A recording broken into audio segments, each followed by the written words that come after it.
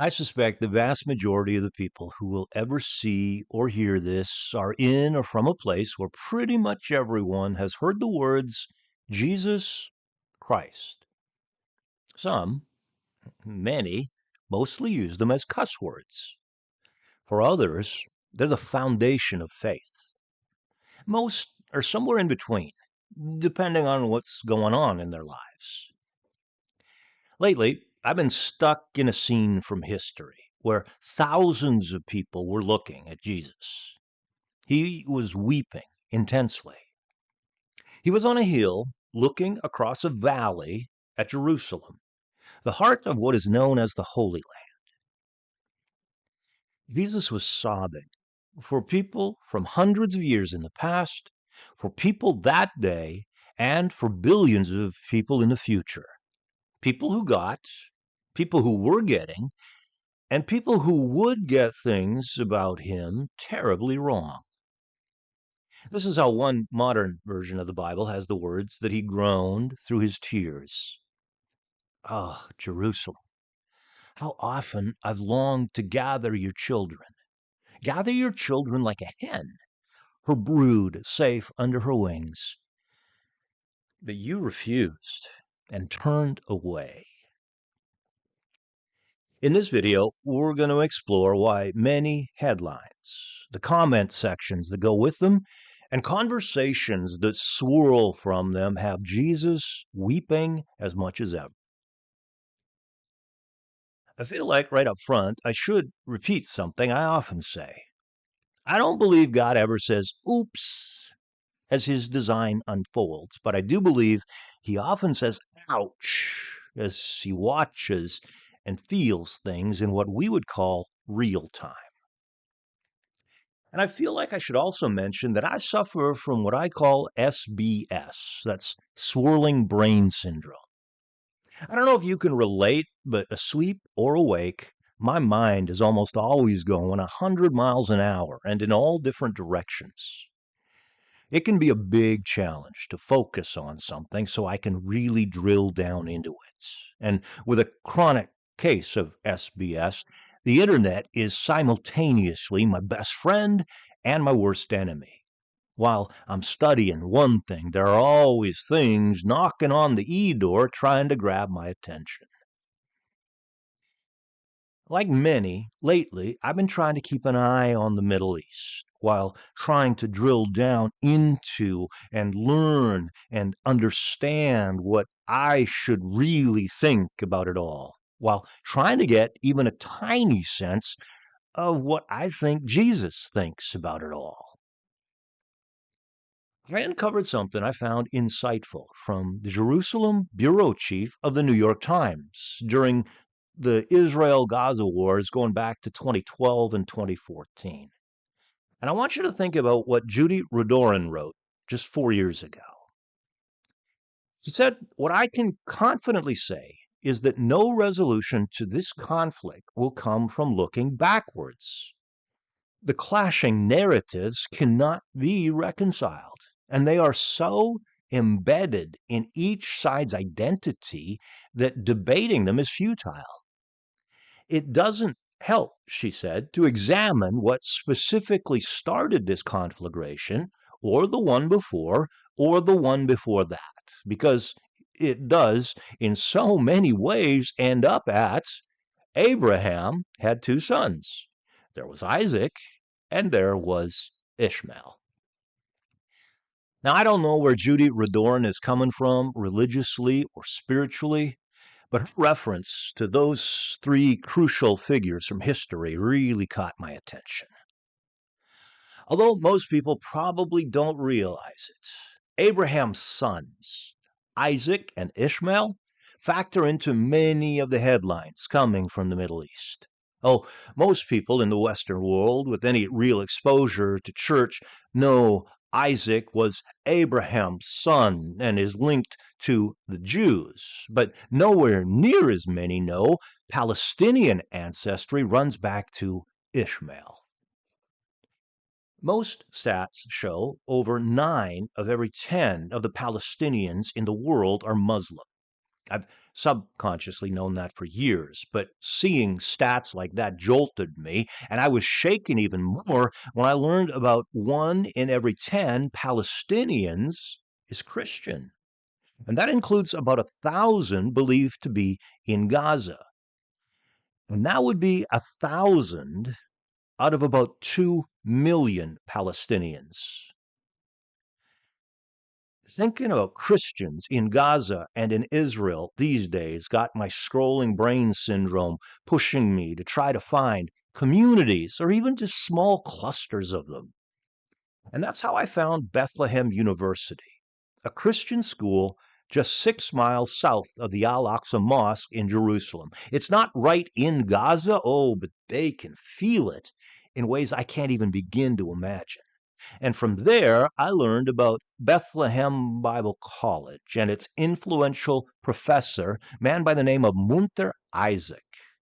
He also pastors the Evangelical Lutheran Christmas Church nearby, and he has become one of the most recognized Palestinian Christian voices in the world, mostly because of his courageous pastoral leadership in Bethlehem and his unflinching public theology of nonviolence and justice.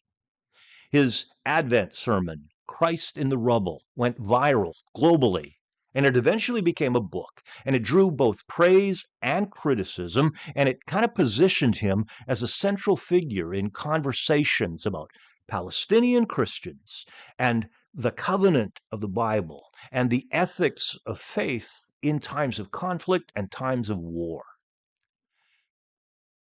Pastor Isaac has ruffled feathers among some evangelicals by challenging their belief that the promise made to Abraham in Genesis, that we'll see in a moment, should be treated as a modern political guarantee for the modern nation of Israel. Isaac believes, the New Testament shows, the promise to Abraham finds its fullness in Jesus, and through him extends to people from all nations. Again, Abraham is a central figure in Judaism, in Islam, and in Christianity. What he represents directly and indirectly influences the thoughts and the words and even the actions of as many as 4 billion people. The first saying ever written about Abraham is in the Bible, going back to when he moved to what is now Turkey from where he was born in what is now Iraq.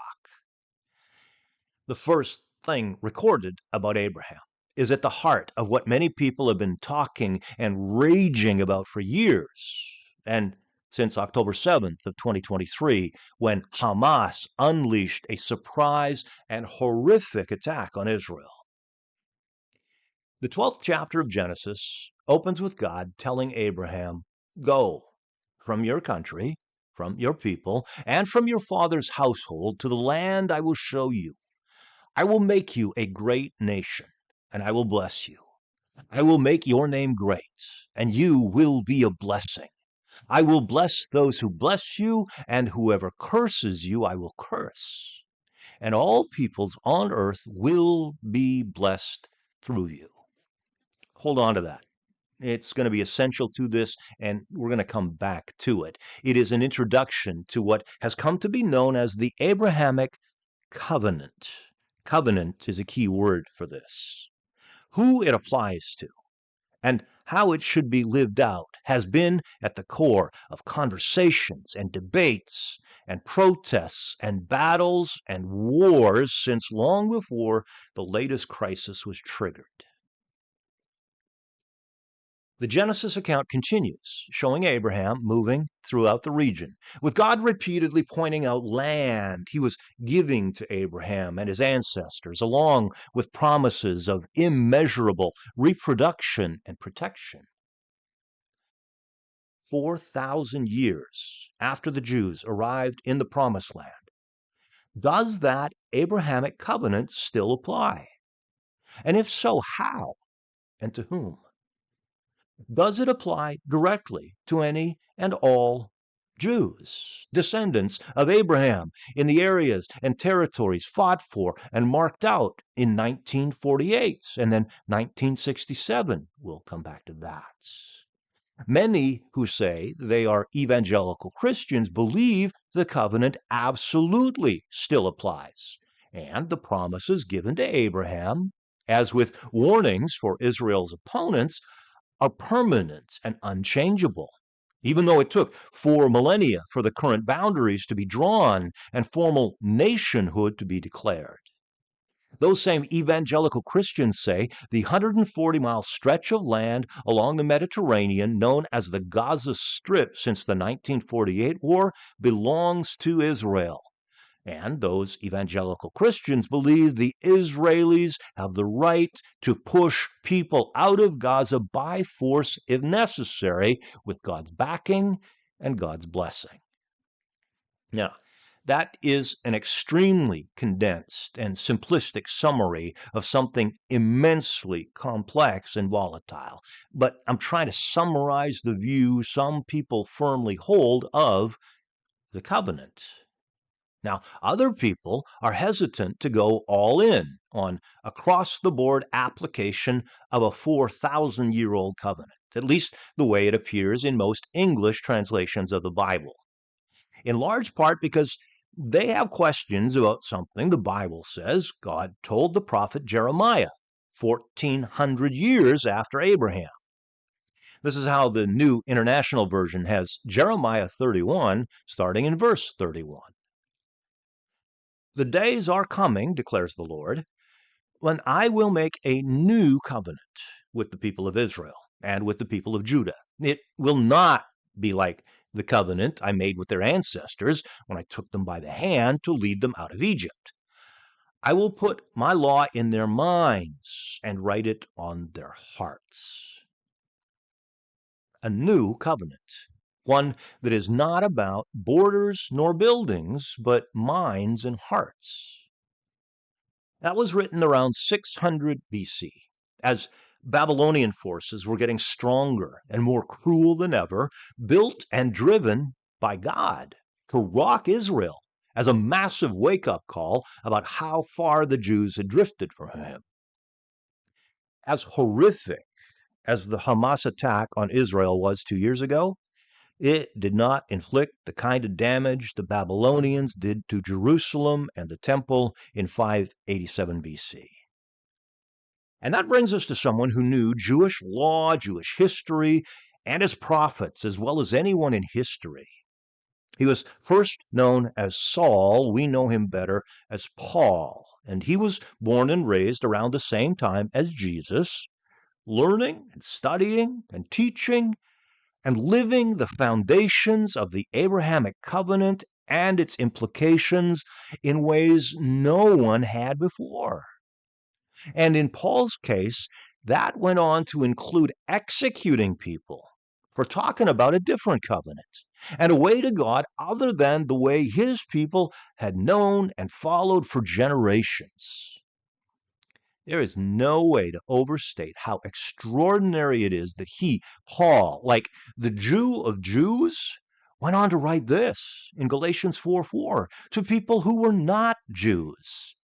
He said, when the set time had fully come, God sent his son, born of a woman, born under the law, to redeem those under the law, that we might receive adoption to sonship.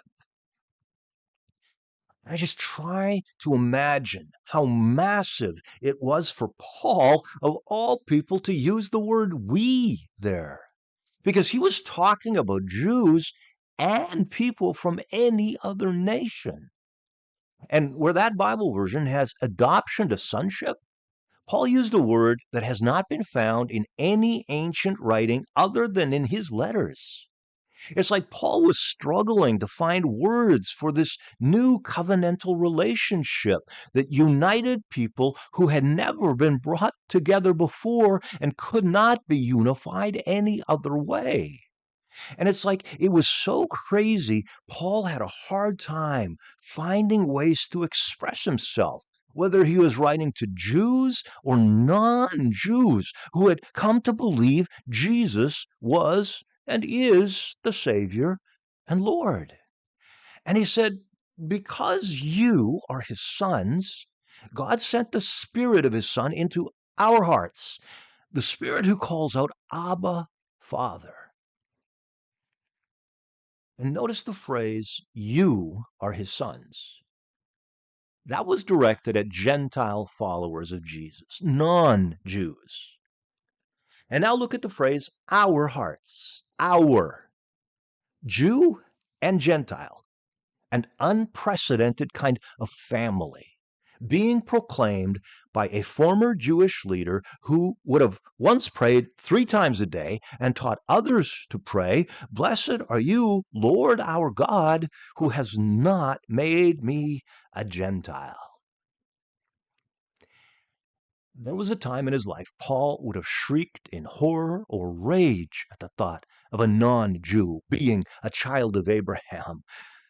But his mind-blowing understanding of the new covenant compelled him to write, those who have faith in Jesus are children of Abraham.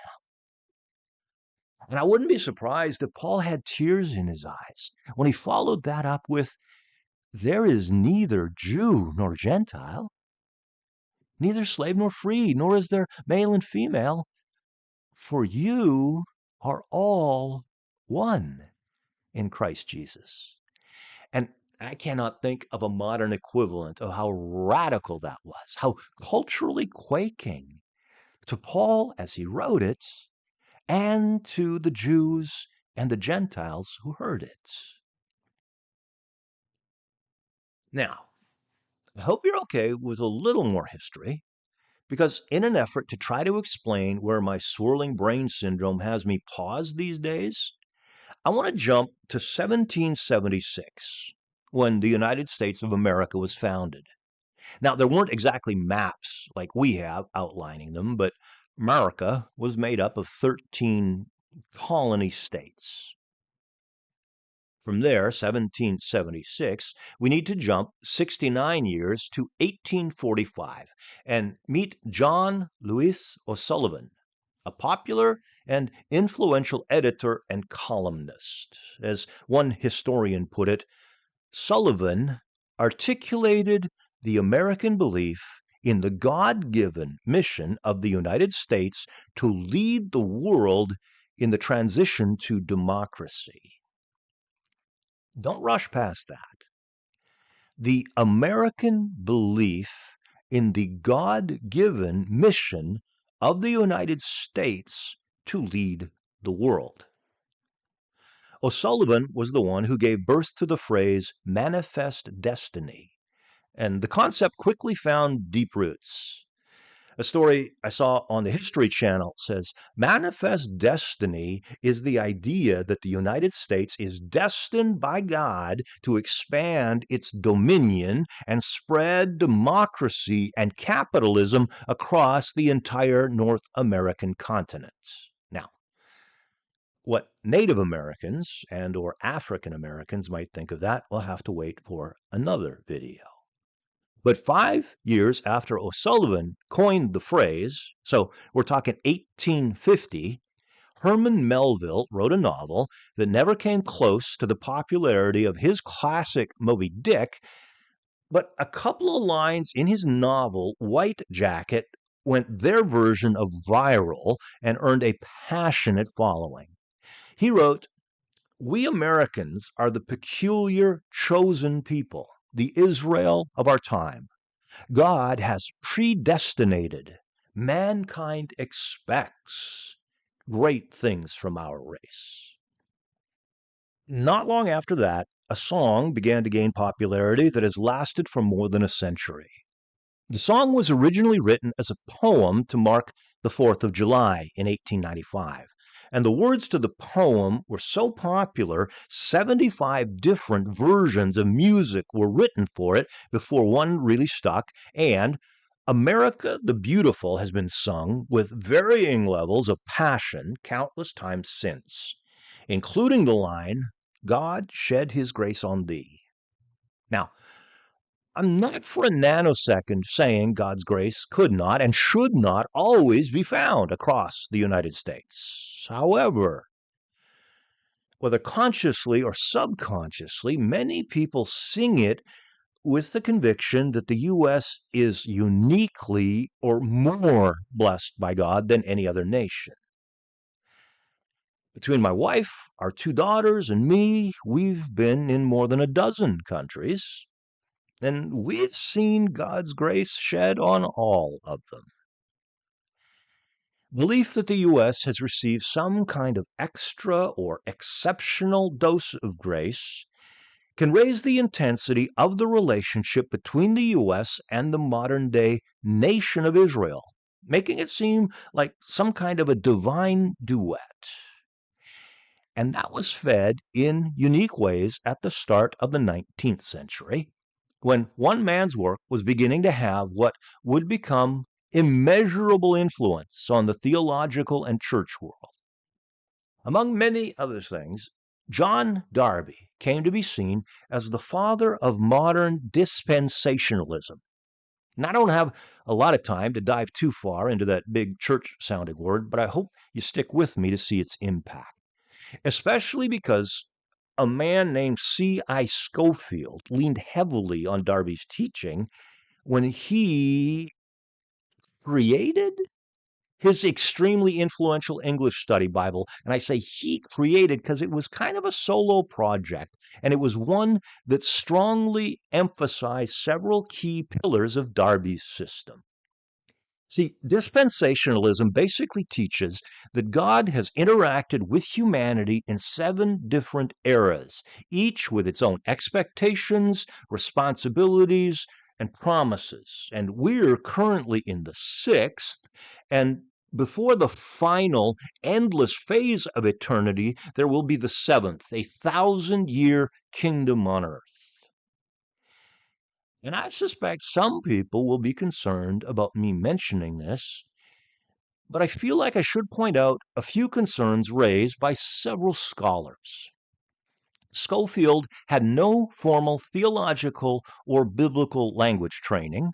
His study notes were printed right beside the biblical text in many cases, in ways that sometimes blurred the line between scripture and interpretation. And he revised and edited his own work without any real outside review. Scofield helped popularize the dispensationalist belief that the ancient promises to Israel still apply directly and literally to the nation of Israel today, including promises about land and protection. And for many people, that became a major lens for understanding what's happening in the Middle East.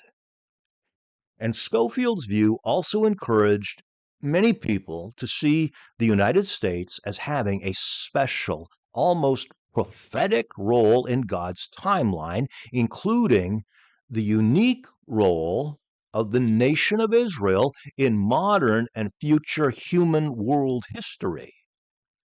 And the phrase, the nation of Israel, is extremely important because leaning heavily on dispensationalism, Schofield's Bible repeatedly teaches and affirms that a future complete restoration of Israel as a nation, including the return of Jews to that land and the fulfillment of the Old Testament promises, the Abrahamic covenant, applies specifically to them.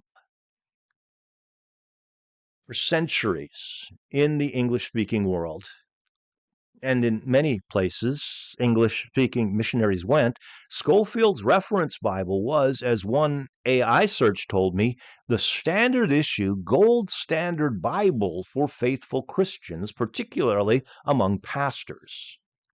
And you don't have to dig very far below the surface of the English-speaking church over the past century to find the profound impact the Scofield Bible has had, especially on teachers and writers of everything from seminary textbooks to best-selling novels. And as I mentioned, dispensationalists place a major emphasis on geography and borders. and believe Israel will play a central role in the end times. The nation of Israel will play a central role in the end times, including the rebuilding of the temple in Jerusalem, the earthly reign of the Messiah for 1,000 years, and the conversion of all of Israel to Christianity. And that's why so many people believe so passionately about strong support, to the point of unlimited support of the modern nation of Israel, seeing it as a fulfillment of biblical prophecy and a sign of God's covenant faithfulness. And some of the most dire warnings are for any nation or anyone who does not support or stand with Israel. Now, after all of that, let's circle back to the line from Herman Melville, the guy who wrote Moby Dick. The single line that has had more of an impact than he could have ever dreamed. Americans are the peculiar, chosen people, the Israel of our time. And for many, whether they recognize it or not, that kind of thinking feeds a feeling of kinship between the U.S. and Israel, and it may help explain why some people seem so sure of, if I can put it this way, whose side God is on. Basically, like a continuation of the children of God facing off against various forms of Canaanites. And all of that has a lot to do with why people, especially people in or from the U.S., who are influenced by dispensational thinking, see the War of 1948 connected to biblical prophecy, because it led to Israel becoming an official political state nation. Most people don't know the war led to the creation of 750,000 Palestinian refugees. And many of the few who do know that see it as part of that manifest destiny. And again, manifest destiny is the belief that God wanted Americans to take more and more land, and that expanding west was their sacred right, even if it meant forcing out the people who already lived there. And whether it was a cause or an effect, many also extend that belief to Israel. And people who believe in the manifest destiny see the Six-Day War of 1967 as God marking out new, recognized national borders for Israel. Recognized by some, that is. Most of the families of the hundreds of thousands of Palestinian refugees disagree. Most do believe what Hamas did in its invasion of Israel in October of 2023 was barbaric. But they're also very concerned about Israeli forces responding with sometimes unbridled, unrestrained brutality in the name of what often gets called a just war. So, again, through the influence of Darby and Schofield, many in the Western English-speaking world extend many Old Testament prophecies and promises to the new modern nation of Israel, seeing it as a fulfillment of God's eternal design and fanning the flames of the expectation of, and even the longing for, Jews to return to it. It has also fed the passion for the connection between the U.S. and Israel. However, many scholars say many of those Old Testament prophecies referred to the Israelites' return from exile in Babylon during the time of writers like Jeremiah and Habakkuk and others. And even the start of the book of Ezra has Cyrus the Great issuing a proclamation allowing the Israelites to return to their homeland after Cyrus's Persian forces conquered Babylon in 539 BC. Regardless of where or when they might be fulfilled, those Old Testament promises and prophecies are always connected to faithfulness to God. Then, as now, if you're not faithful to the covenant and the God of the covenant, and you're not seeking to follow the God of the Bible, as it graphically says in Leviticus, you will be vomited out of the land. Most people don't realize the people behind the founding documents from 1948 for the current nation of Israel, their Declaration of Independence, if you will, didn't even mention God. Recent figures suggest nearly half of Israeli Jews self-identify as secular. Only about 1/3 describe themselves as religious or traditionally observant. And it makes me wonder what the Jeremiahs or the Isaiahs of the Old Testament would say if they could somehow be pulled from history and dropped into modern Israel. Now, I know some people hear things like that and they're quick to say that is why it is extra urgent to reach non-believing Jews, seeing their physical return to what is known as the Holy Land linked to their salvation, and that is essential to the return of Jesus. Now, after years of being influenced in ways I didn't even realize, and then starting to question some things as I started to study ancient Hebrew and the Old Testament prophets like never before, especially over the past 5 years, I'm starting to see a thread that runs all the way through the Bible in a way I never have before. And we need to go back to Genesis 12:2, with God telling Abraham, I will make you a great nation.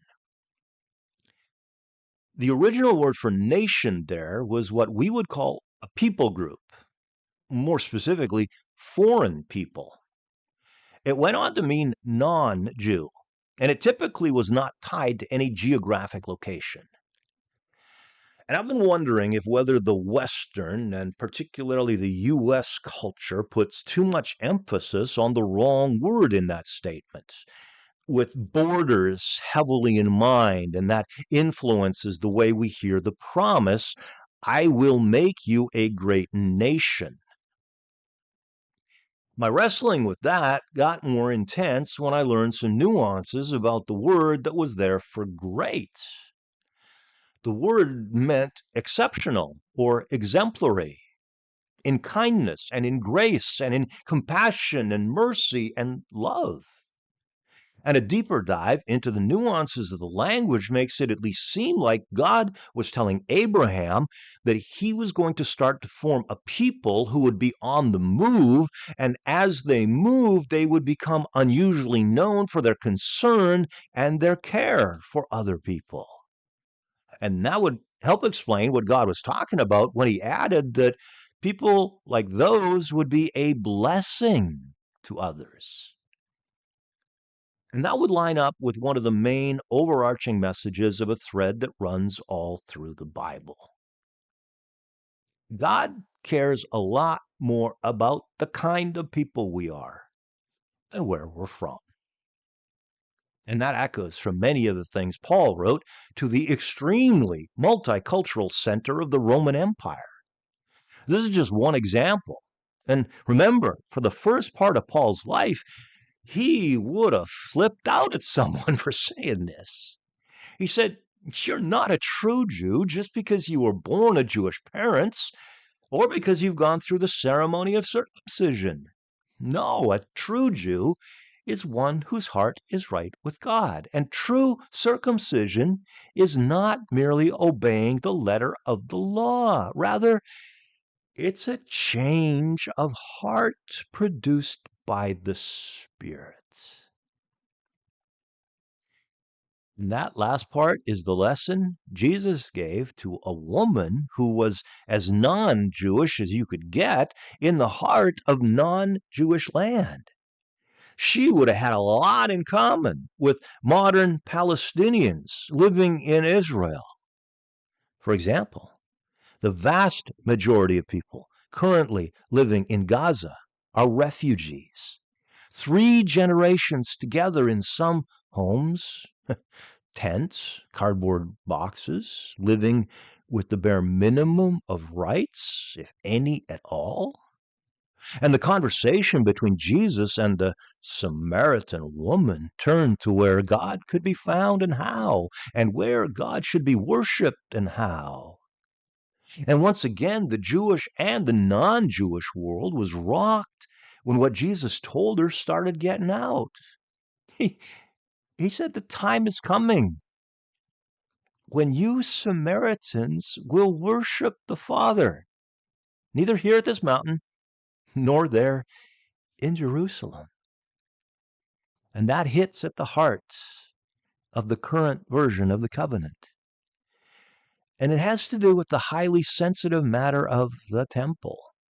Whether the mobile version of it, known as the tabernacle, or the two more, I'd say permanent, but they didn't end up being permanent versions of the temple that stood in Jerusalem. The last one was obliterated by Roman forces in 70 AD. For about 1,300 years, the Dome of the Rock has stood on that site at the center of the Al-Aqsa Mosque, and it remains one of the main flashpoints between Israelis and Arabs, with Orthodox Jews seeing the restoration of the temple as essential for the coming of the Messiah, a view shared by many who hold or lean toward a dispensational view. One time, when Jesus was with his disciples and an assortment of other Jews, including some of their leaders, they were challenging him to do something to show who he was. And he told them, if the temple were destroyed, he would rebuild it in 3 days. Well, they scoffed and pointed out it had taken a half-century to build. When John wrote about it years after watching Jesus die on a cross and then seeing him alive again, he must have been hit by a tsunami of memories and emotions when he remembered and then wrote of Jesus, the temple he had spoken of was his body. The temple had been considered the most holy place in all of Israel. It was all about the presence of God. And for generations, a massive, thick curtain stood between Jews and what they considered the most holy place, the ultimate place of God's presence, deep in the temple, where only one person got to go once a year. Yet, when I asked ChatGPT about this, even ChatGPT admitted, as Jesus committed his spirit to the Lord through his death on the cross, the temple curtain was torn in two. And no one in history could have known the significance of that better than Paul, which is why he must have been absolutely blown away when he came to realize the immensity of what happened when Jesus was executed and resurrected. It must have been a constant struggle for Paul to try to reduce the implications of it to words, and yet he tried when he said, "Your body is the temple of God's abiding presence, the Holy Spirit who lives in you." And that statement, as much as any, leads many to believe the Old Testament covenant, with its promises and its warnings, now applies to all followers of Jesus, not just Jews. And Paul wrote that statement on the same trip that took him to Athens, where he stood amidst the top philosophers of the day and bluntly told them he had fallen head over heels in love with a God who doesn't live in man-made temples. And if we carry a core line from the original Abrahamic covenant into the current covenant with that statement from Paul, it now says God lives in any follower of Jesus who seeks to be unusually known for his or her compassion, concern, care, and love. people who look to be a blessing to others, wherever they are.